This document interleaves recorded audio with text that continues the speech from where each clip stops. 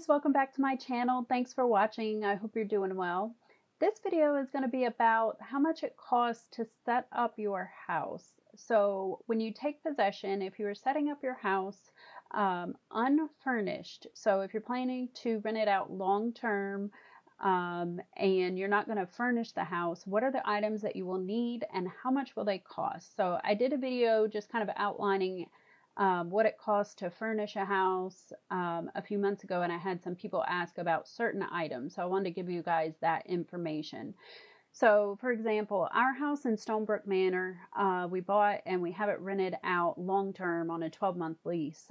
So we did not furnish the house with appliances and furniture and things like that. So I'm going to give you a list of the things that we bought, what it costs, and this will give you a good idea of how you need to budget if you're in the process of buying a new home or looking to do that in the future. So it's Jamaica. The first thing you're going to need is an AC and some fans. So ACs right now are going for roughly $66,000, and it's about $5,000 to install each. So if you are buying a 3-bedroom house, that means you will need 4 AC units. One for each bedroom, and then one in the main living area. So 66,000 plus 5,000 for installation times 4. That'll get us to $284,000 just for ACs. Then if we're looking at fans, the fans are roughly $50,000 depending on which fan you go with. There are some cheaper options, but from what I have experienced, the ones for $50,000 work much better and are more durable.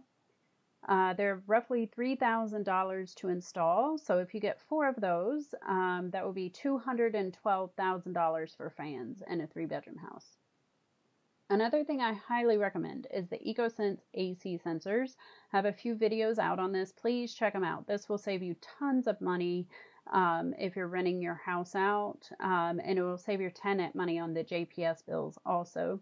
So each unit, each AC sensor is $26,000 and $5,000 to install. So for one unit, that would be $31,000, including installation. So if you have 4 of those for each AC unit you'll have, that'll be $124,000.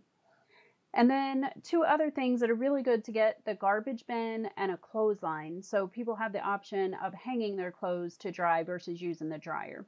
So the garbage bin with the gentleman that I recommend, it's Ricardo Bernard. He does really great work. He's done the garbage bin on both of our houses and the clothesline. So it's going to be $35,000 for the garbage bin plus $25,000 for the clothesline. And then he charges $5,000 to install both of those. It's just one fee if he comes just one time. So those together will be $65,000 for both the garbage bin and the clothesline. And he does really good work. Very reasonable, and he's really good to work with. If you are going to get a garbage bin and a clothesline from him, make sure you give him a few weeks notice, because depending on the stock he has, he may have to actually make the garbage bin and the clothesline. So you want to give him a couple weeks notice so he can get the material and put that together for you. Another thing is grill for a veranda or the windows and doors of the house. Of course, this is going to depend on the size of the house and kind of the type of grill you get, but a rough estimate would be around $800,000 for the grill for a 3-bedroom house. Gutters for a 3-bedroom house will run you around $140,000 to $150,000. When we had a 2-bedroom house in Stonebrook Manor, it was roughly, I think, $110,000 for the gutters. And then also landscaping, very important. Some of these developments now are not doing the landscaping. You have to set up your own landscaping, which can cost you a little bit of money. Landscaping on a smaller house might be around $100,000. If you have a bigger lot, like some of the 3-bedroom houses that have the bigger lots, that's going to run you about $150,000 to get that set up. And then of course you'll have your weekly or your bi-weekly maintenance. So keep that in mind. Another thing that I highly recommend are the Ring security cameras with the solar panels that work really great in Jamaica. So those together, for two of those, it would be $600 for two cameras and two solar panels. So that's roughly 87,000 Jamaican.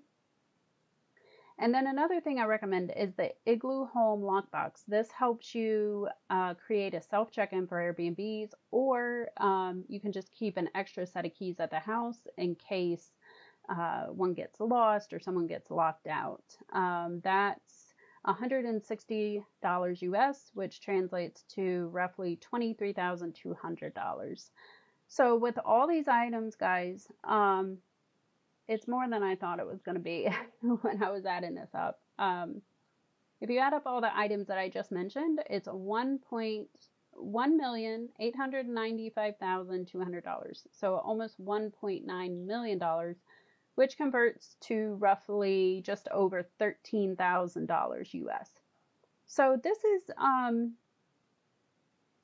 things you would typically buy with cash or out of pocket.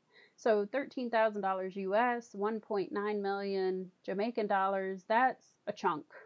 So if it's something that you're not budgeting for, it might be, a surprise and might be a little hard to come by the money after buying a house. So this is a great thing to budget for, guys. 13,000 US, 1.9 million Jamaican.